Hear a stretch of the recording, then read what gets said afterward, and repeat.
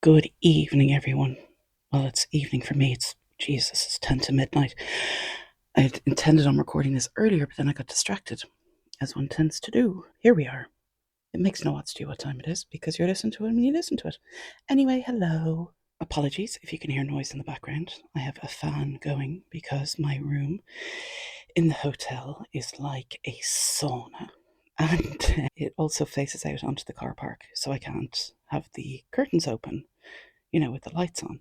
I do have the windows open, or the window open, but it's kind of pointless if I can't open the curtains. But anyway, I'll stop moaning.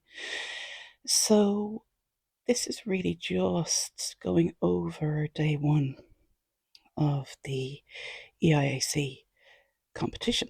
I arrived down on Monday afternoon. I went to the bow inspection, and that was fine. And then I checked into the hotel and relaxed for the rest of the day. I was thinking about the next day, and groups 3 and 4 were shooting at 8 a.m. So that meant alarm went off at 5:30 in the morning. And I said absolutely not and snoozed until 6. I think there was practice from 6 o'clock until 8 o'clock, but there was no way in hell I was going down at 6 o'clock to practice. I arrived by 7:15, and the car park was jammers at that stage as well, which I was quite surprised by. Heaven forbid people are out having a life in the morning. I'm not a morning person, so it's all alien to me. Now, this is my first time at any kind of competition like this, and I didn't really know what to expect in many, many ways. But I'm aware that I sound very worked up and all of that kind of thing, anxiety head on me or whatever. But as the day progressed, I realised I'm probably not worked up enough, a bit too laid back. I am in a group with 3 other ladies, Claudia, Isabel, and Siobhan. And Claudia and Isabel are German ladies, and Siobhan and myself are Irish ladies. But it was just a great laugh. It was just really nice to get to know them. And Isabel is absolutely hilarious, and Claudia is hilarious as well, and Siobhan's great. Like she's very funny. But I felt so bad for Siobhan because it was herself and myself shooting, and then it was Claudia and Isabel shooting.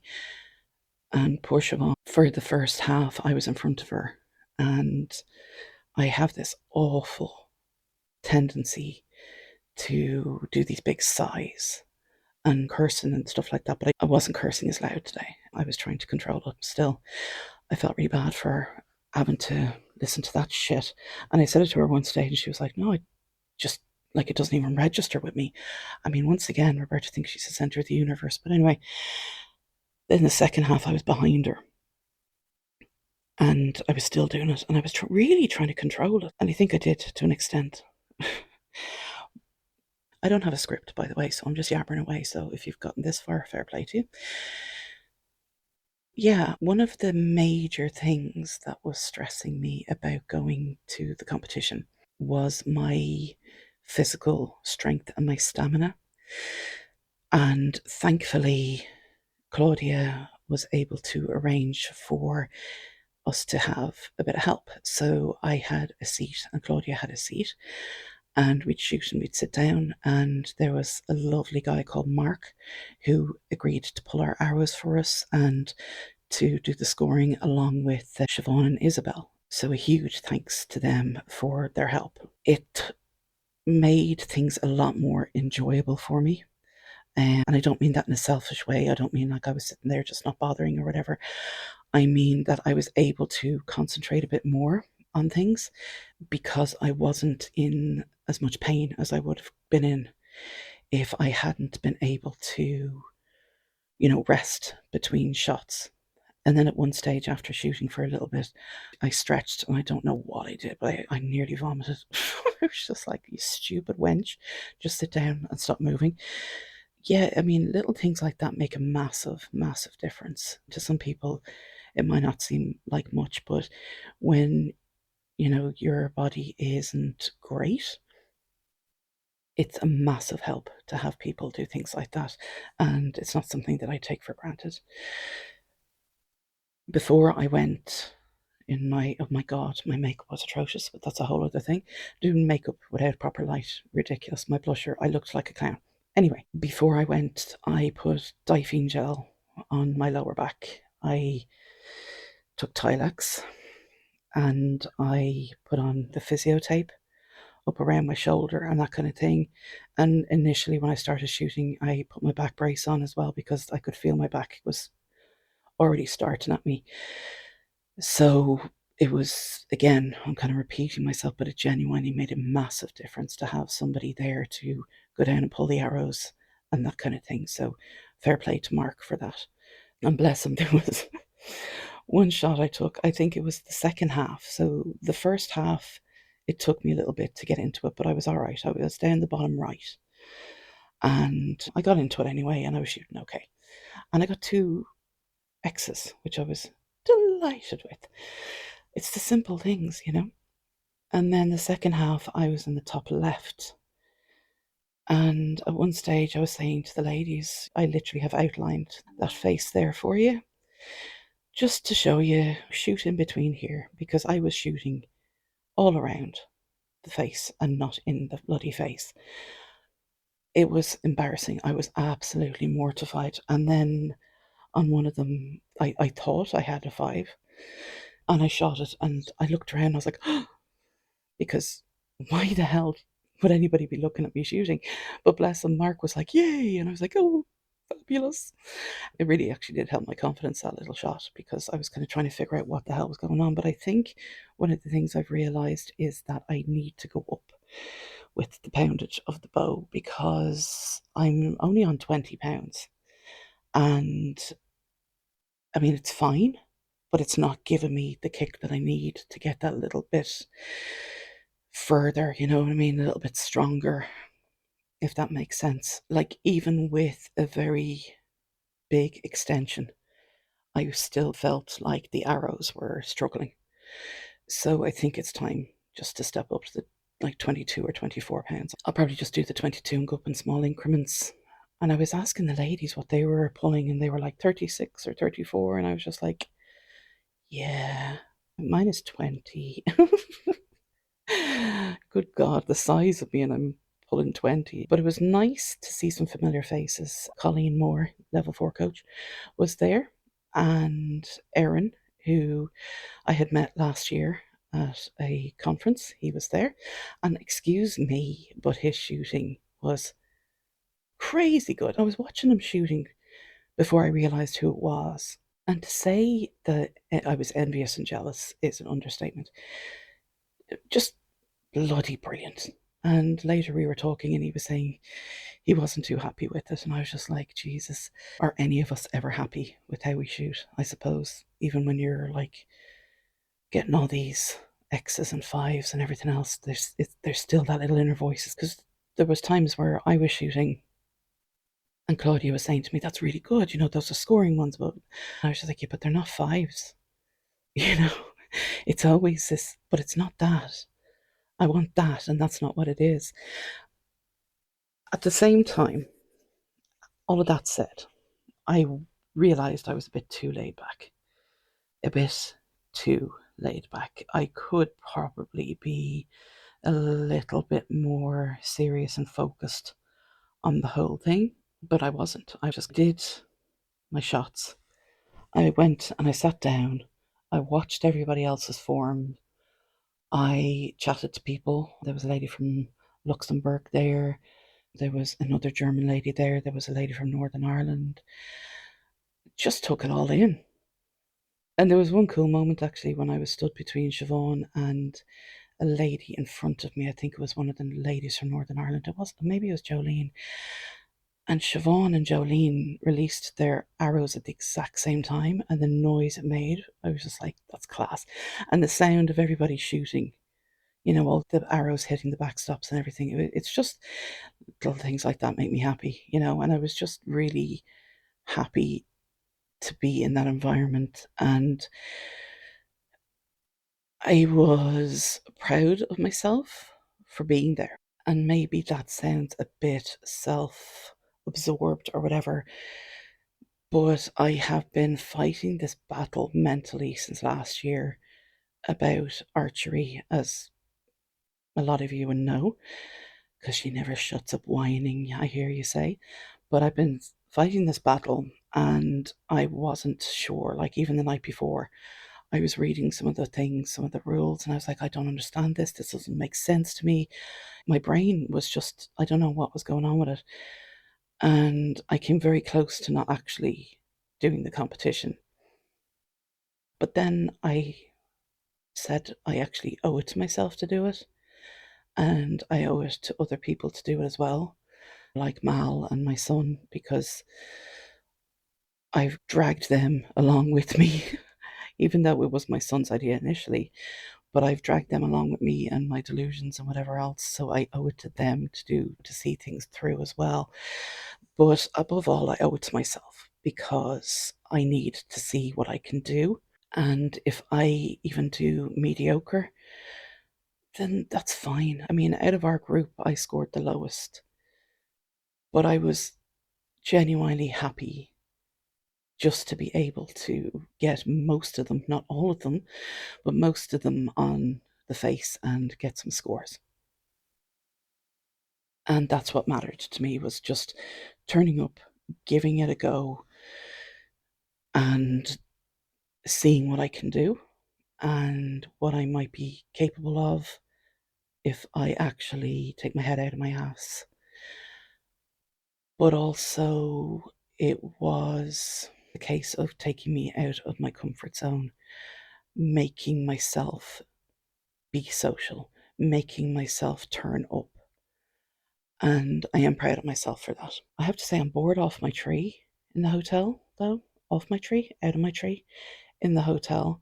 I came back to the hotel room, I think it was about 12 o'clock today, and I had a shower and I cleaned up the room a little bit, did a little bit of work, even though I'm supposed to be out of office.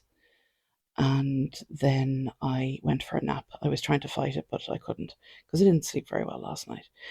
And I went for a nap, and it was one of those naps where I woke up and my hair was all over the gaff. A crusty drool down my face. It had gotten dark. I had no idea where the hell I was for a few minutes. And I was just like, I need to go find food. And I was going to go and drive and find somewhere, but I actually have a really nice parking space. So I decided, no, I won't. So I just ordered some food. And the thing about this hotel is your room service isn't room service. They have a menu for room service, which is just paninis. Otherwise, you ring them and you have to go down and pay and get the tray and bring it up yourself. So last night, that's what I did. And then tonight I was like, I'll have some paninis because they had a really nice chicken and stuffing sounding one and an Eton mess. Very nice. And I rang and I ordered them. And then the phone rang and the guy was like, I'm really sorry, but we don't have any paninis. And I was like, all right, okay. And he was like, would a sandwich be okay? And I was like, can you toast it? And he was like, yeah, we can. He said to me, I think the paninis are just for breakfast. But they're not. On the menu, it says they're until 10 o'clock. Whatever. And then the phone rang again, and he was just like, I'm so sorry, miss, but we don't have any chicken or stuffing for the chicken and stuffing one. So I said, okay, I will have the same as the first one. I know. Look, where you're probably like, why are you having two paninis? I've eaten all day. Don't start on me, all right? Just don't. Be nice. Thanks. All very boring, I know. So yeah, I ended up going down and paying down there and then bringing the tray back up myself. And I didn't snot myself. Fair play. Fair fucking play, because I'm an absolute disaster. I was picturing myself snotting myself. So anyway, mediocre, blah, sandwiches, and the eating mess was nice. But I need to do something tomorrow because I am not shooting until I think it's 5 o'clock. I have to double check. I think it's 5 o'clock. Oh no, it's not. I think it's like, Jesus, I can't remember. I'm not shooting till late in the afternoon anyway, so I need to go out and do something, stop being a hermit in the hotel. I was considering arriving early and doing interviews with people, but then I think they might be just kind of like, who the fuck are you? Can you not see that we're trying to concentrate on shooting? Get the fuck out of my face. So I probably won't do that tomorrow. If anybody comes up to me tomorrow and says, hey, I'd be interested in having a chat, then absolutely, I'll do that. I think Claudia said she wants to be on one of the episodes, so I might do that in the future as well. As I said, I have no script for this, so it is bouncing backwards and forwards. But yeah, to recap, it's been great. Like, day one was great. I really enjoyed it. I enjoyed the atmosphere. I enjoyed the friendliness. I enjoyed watching all of the different archers, the way that they do it, their clothes even, because a lot of them have branded t-shirts and that kind of thing, like the variations and all of those. I liked seeing all the different arrows. There's not a lot of people shooting the same bow type as me. Yeah, it was just really interesting. Just sitting and watching and taking it all in. And whoever's in charge of the playlist in that place, absolutely knocking it out of the park. So tomorrow then is the Flint, and we have help with that as well, which is great because the issue that I have with the Flint is I can do the walking up and back to a point, but then my back goes and my hips lock up. And once that starts, I really am in trouble. I am in trouble, and it really affects everything. So, if it is like today and there's the ability to do shoot, sit down, move along, shoot, sit down, that would be great. Or even if the chair was halfway there or something like that. I don't really know what way to work it. It's going to make a big difference having help. And that's one of the things that I've always harped on about with this podcast, the inclusivity of archery, and that people with limited mobility, with injuries, with other disabilities or whatnot can participate in it. And there should be allowances and there should be planning for these kind of things at every event. Now, I am extremely stubborn, and in my head, I refuse to believe that I am as injured as I am. So, Claudia was saying to me that with these competitions, you can put in a box that you need assistance. And I just hadn't considered that. I don't know why. So I think going forward, I'm just going to have to stop being stubborn. I'm going to have to stop being a dickhead about it because at the end of the day, I am injured. It does affect things for me. Burying my head in the sand about it and pretending that I'm the bionic woman or something like that has a negative effect on everything rather than a positive. So I just need to accept the fact that I do need help. But I'm looking forward to the Flint tomorrow for sure. I didn't score fabulously today. I think I scored 107 in total. So I'm bottom of the board, so to speak, in our category. I think I'm like number 12 out of 12. But that said, it could easily have been zero. I could easily just not have turned up. I could easily have just bottled it or whatever. The scores of my fellow clubmates have been absolutely incredible. Just brilliant. They are all just over the hundreds, some into the 200s, I think. I think it was Noel who got like 14 X's or something like that, and he scored 200 and massive. Like, fair bloody play to him. Shout out to those who are here for the competition. Who is it? It's Olivia, Owen, Michelle. I'm counting on my fingers, sorry. Anna, Arthur, Noel, John. I'm going to steal Neil for our club as well. And Siobhan and Tommy. I think that's 9 of us. I'm probably leaving somebody else out. Oh my God, I'll be mortified. But yeah, the club as a whole has been shooting really well, and it's really nice to see. It's great. It's a great representation. So I'm just thinking about the Flint, right? And the maximum possible score is 280 points for a standard 56 arrow round. I'm assuming that's what we're going to be doing.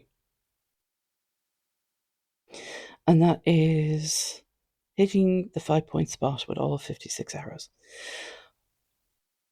Let's not be delusional here. That's not going to happen with me. So I think if I got delusional wench, if I got 140, I think I'd be happy with that. But I don't know if I'm going to get that. Look, I'll be honest. I'm just going to take part and be the happy idiot down at the end of the hall. So, what else to talk about? I don't really know what else to talk about. I think with my kit, I think I have too much. I really do. I think I need to pare things back a little bit. But at the same time, there's other stuff that I don't have that I should have.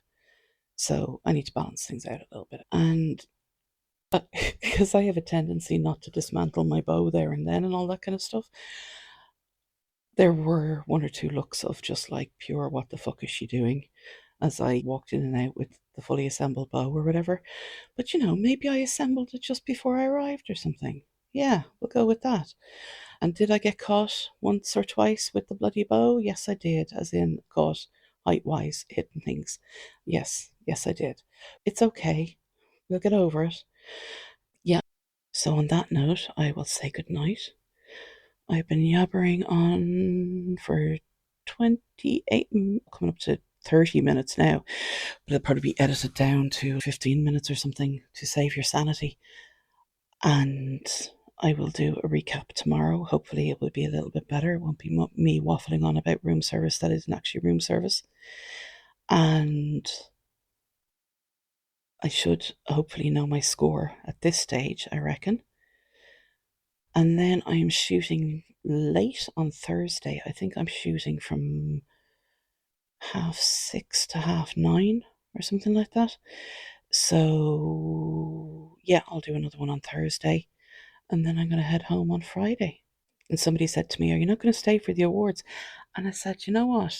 No, because I'm a selfish bitch and I'm not going to be getting any medals. So I'm going to go home.